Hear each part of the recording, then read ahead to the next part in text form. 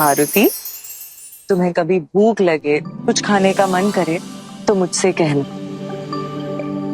संसार का हर व्यंजन, हर फल मैं तुम्हारे लिए ले आऊंगी। पर पुनः भोजन के लिए कहीं और मत जाना। पंटू माता, मैं कहीं क्यों जाऊंगा? आपको पता है, देवों ने मुझे नया नाम दिया है, हनुमान।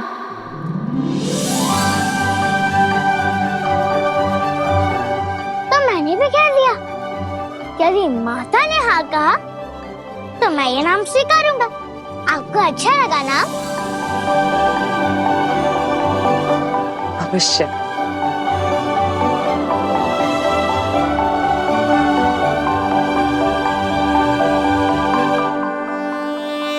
ये केवल नाम नहीं, देवताओं का आशीर्वाद है मारुति। परंतु माता, देवों ने मुझे नाम के साथ बहुत सारे आशीर्वाद भी दिए।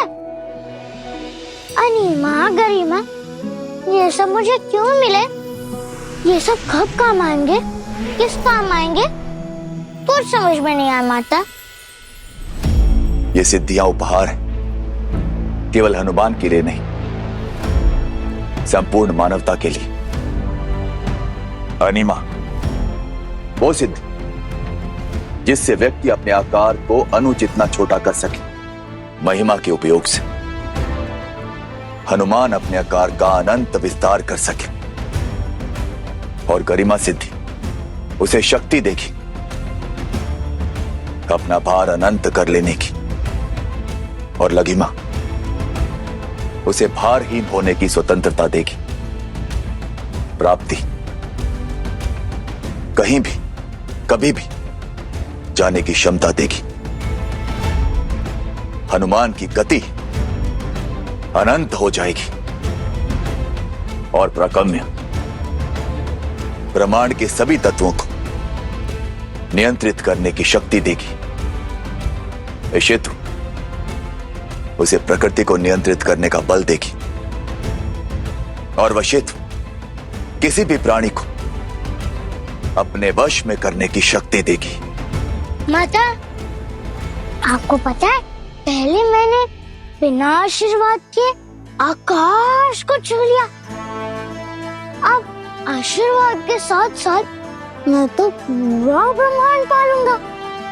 क्योंकि माता, मैं क्या सच में अपना आकार बदल सकता हूँ? तुम सब कर पाओगे मारुति, पर तुम्हारा पहला पाठ है, चाहे तुम में जितना भी बल हो, जितनी भी शक्तियां हो, तुम मेरे अंजनीय हो। ये स्मरण रखना। तुम क्या कर सकते हो, उससे पहले तुम्हें परिचय पा लेना होगा कि तुम कौन हो। मारुति, स्मरण रखना, आशीर्वाद अंधकार में प्रकाश की भांति होते हैं। जब अज्ञान छाएगा तो यही प्रकाश तुम्हें उचित मार्ग दिखाएगा, औरों की सहायता करने का माध्यम बनाएगा।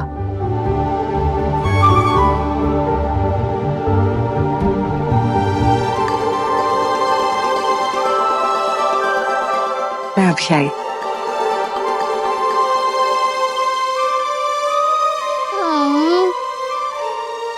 मेरे नन्हे से सीधे से सादे से प्रश्न का इतना उलझा हुआ उत्तर क्यों देती है माता?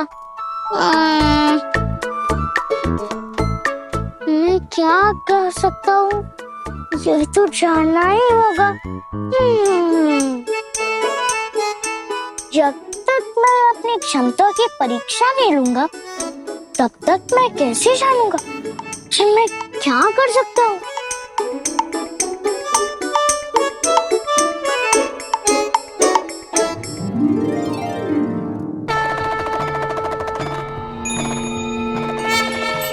मारुति की सूर्य भक्षण लीला केवल देवताओं के लिए सीख नहीं थी, अपितु मारुति के जीवन उद्देश्य के मार्ग पर उसका पहला पग था। हाँ देवी, इस संसार में कभी भी बिना उद्देश्य कुछ भी नहीं घटता, परंतु इस घटना के रहस्य को भली भांति आप भी नहीं समझ पाए। ये घटना उस महान उद्देश्य के रहस्य का केवल एक कण मात्र है। ये मारुति से हनुमान बनने तक की यात्रा का आरंभ मात्र है। हनुमान केवल एक नाम ही नहीं है देवी। हनुमान तो सत्य और धर्म की ढाल है। हनुमान का बल उसकी सिद्धियों में भी है और उसके समर्पण में भी। हनुमान की सच्ची शक्ति केवल उसके कर्म में ही नहीं, उसकी भक्ति में भी है। और शीघ्र ही आपके साथ साथ ये समस्त संसार भी साक्षी बनेगा हनुमान की इस यात्रा के अगले पग का, जहां हनुमान अपने भीतर समाहित शक्तियों और सिद्धियों को अर्जित करेगा। अर्जित करेगा अर्थात? ये सत्य है देवी कि हनुमान के भीतर ही अष्ट सिद्धि और बाकी सभी शक्तियां विद्यमान हैं, परंतु निष्क्रिय अवस्था में है। हनुमान को अपने अंतर मन में झांक कर उन्हें खोजना होगा, उन्हें समझना होगा और उसके पश्चात उन्हें जागृत करना होगा। अर्थात हनुमान को परीक्षा देनी होगी? क्यों नहीं देवी? स्वर्ण को भी तो आभूषण बनने से पहले कसौटी पर खरा उतरना पड़ता है। और फिर हनुमान तो संसार के इतिहास का सबसे स्वर्णिम काल है। परीक्षा तो देनी होगी।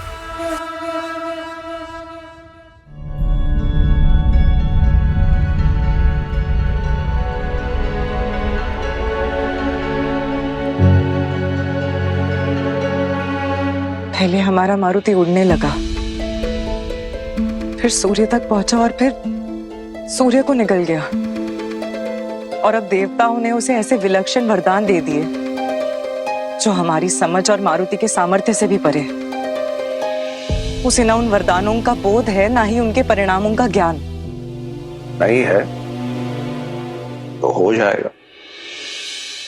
ये वरदान उसके भविष्य का आधार है, उसकी विधि का विधान है। उद्देश्य की डगर में ये वरदान उसके व्यक्तित्व को आकार देंगे। मुझे समझ नहीं आता, सब मेरे मारुति को सामान्य क्यों नहीं रहने देना चाहते। अबोध बालक है मेरा पुत्र, उसे ना उसकी शक्तियों का ज्ञान है, ना उद्देश्य का भान।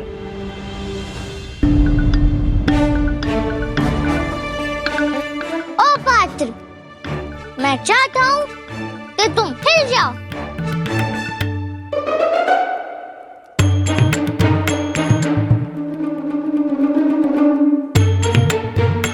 हिलो, तुम मैं कह रहा हूँ, हिलो।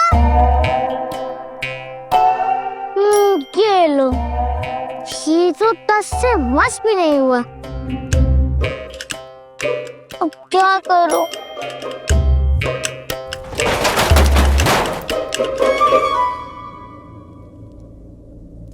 अंजना, शक्ति सबको भ्रष्ट नहीं करती। बल के उपयोग का दायित्व बलशाली के हाथों में होता है।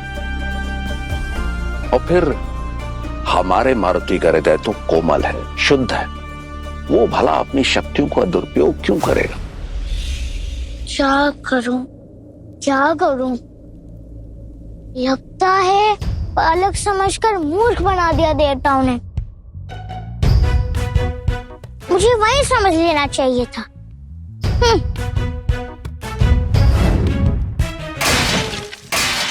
सुमेरुराज, आप वो नहीं देख रहे हैं जो मैं देख रही हूँ।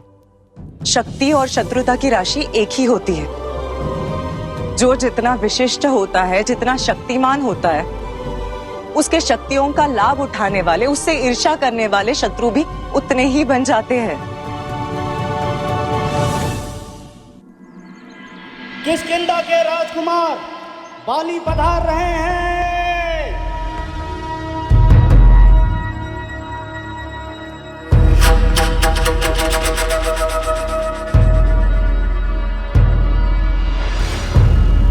अभिनंदन राजकुमार बाली। मैं शीघ्र सुमेरुराज को सूचित करके आती हूँ।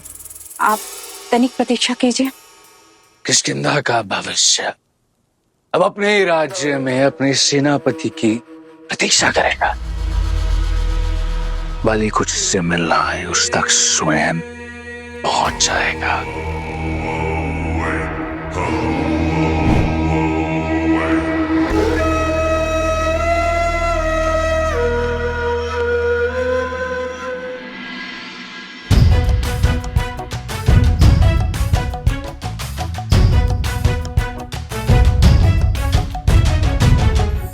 तुम क्या कर सकते हो?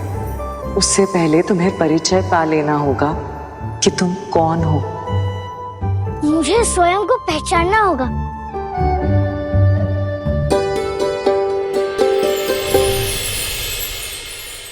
मेरा हनुमान बल का पर्याय है, बुद्धि की पराकाष्ठा है।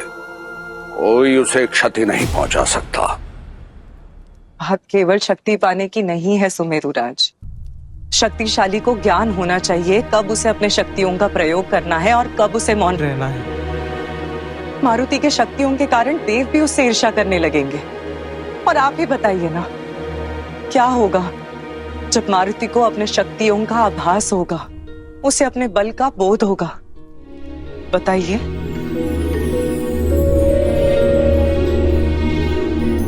हम उसे सिखाएंगे, उसका मार्गदर्शन करेंगे। किंतु अंजना, भविष्य के भय से हम हमारे मारुति का आज तो नहीं छीन सकते ना।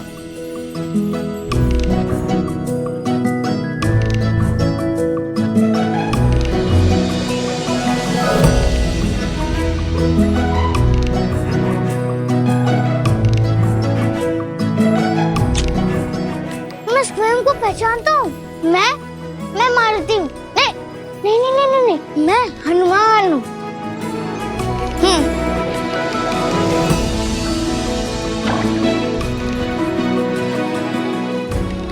कोई लाभ नहीं हुआ।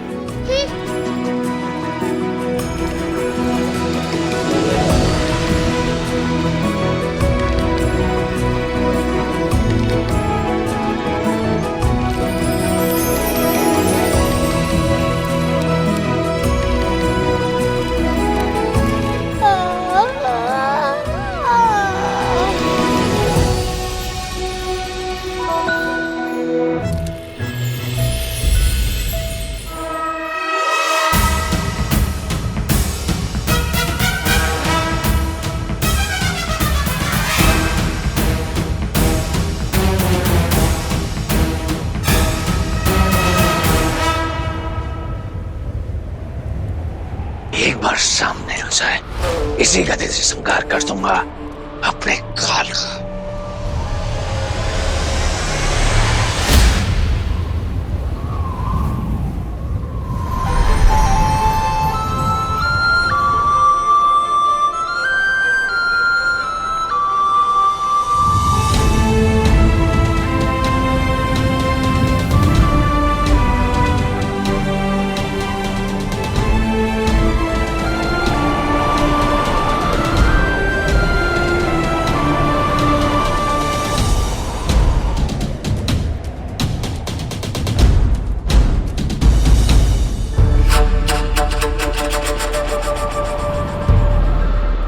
यहाँ वायु इतनी स्थिर है और वहां इतनी चक्रवात, ये कैसे संभव है?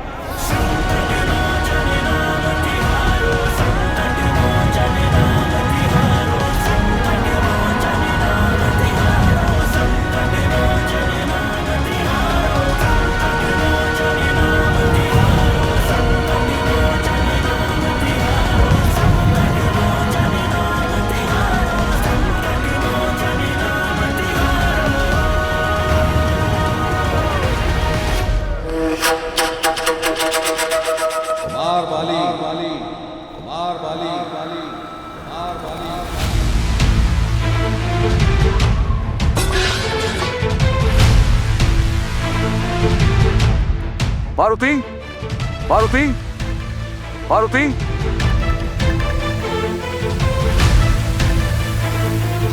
मारुति, मारुति,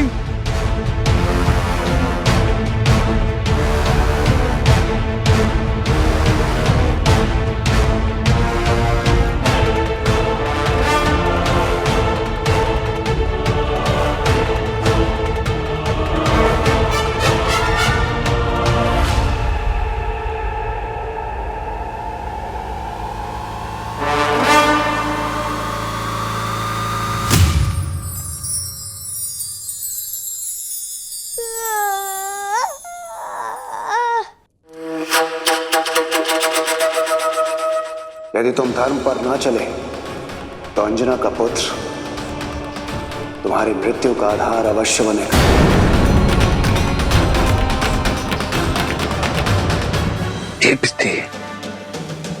ये विद्धि मेरा अंत करेगा।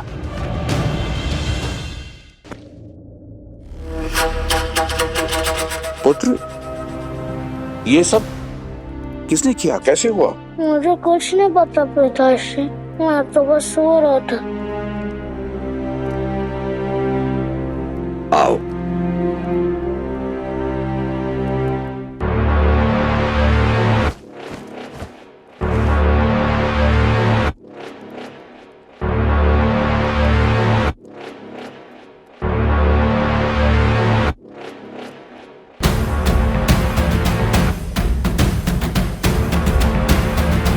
यदि ये विद्धि वेगवान पवन है तो मैं महाविनाश का चक्रवात। इस विद्धि को मैं मार नहीं सकता, पर यह अवश्य सुनिश्चित करूंगा कि ये विद्धि इस तरह से विलुप्त हो जाए।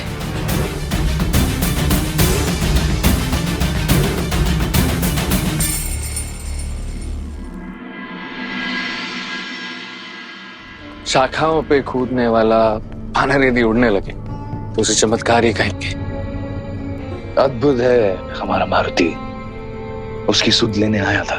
राजकुमार बाली, ये मेरे लिए सुख और सम्मान दोनों का विषय है। मारुति ने जो कुछ भी किया उसे अपने मध्य रखने के लिए धन्यवाद। आइए।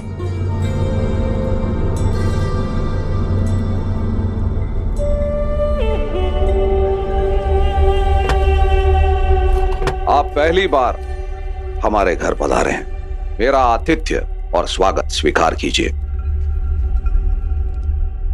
कहीं ये सत्कार आपके अपराध बोध का निर्गमन तो नहीं सुमेरुराज से?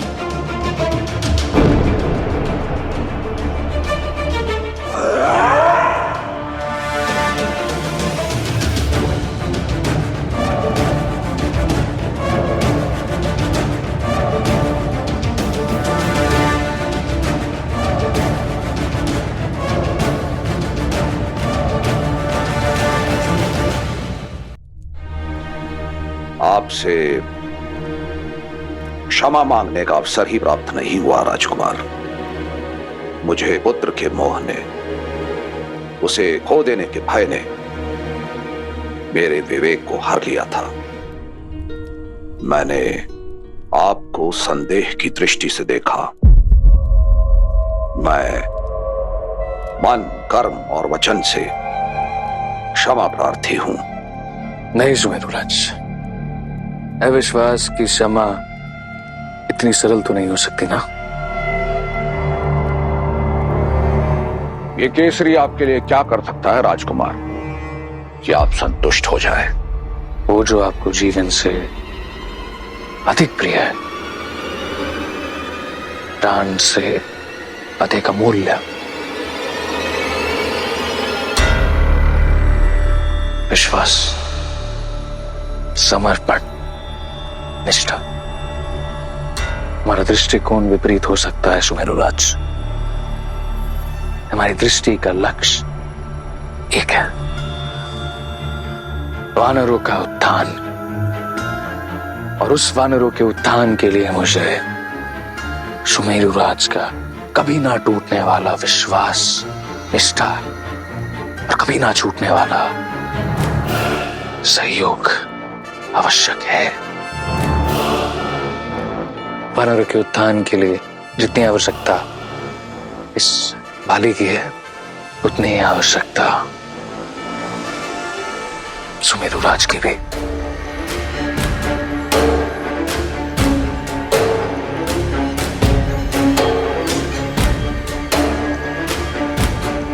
मैं आपको विश्वास, निष्ठा और समर्पण का वचन देता हूं राजकुमार। हमारी मित्रता में ना छल का मैल होगा और ना कपट की धूल। आइए।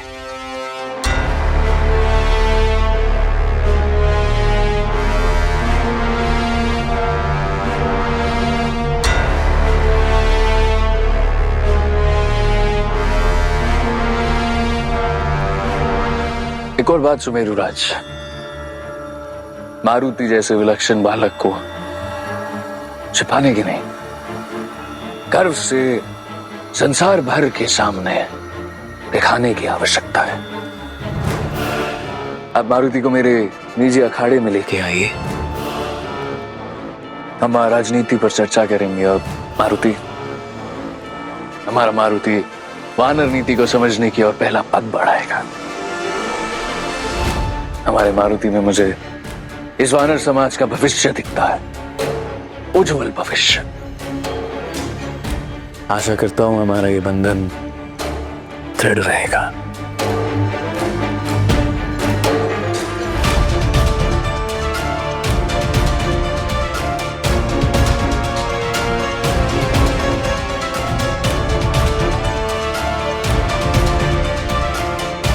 अवश्य स्वीकार है।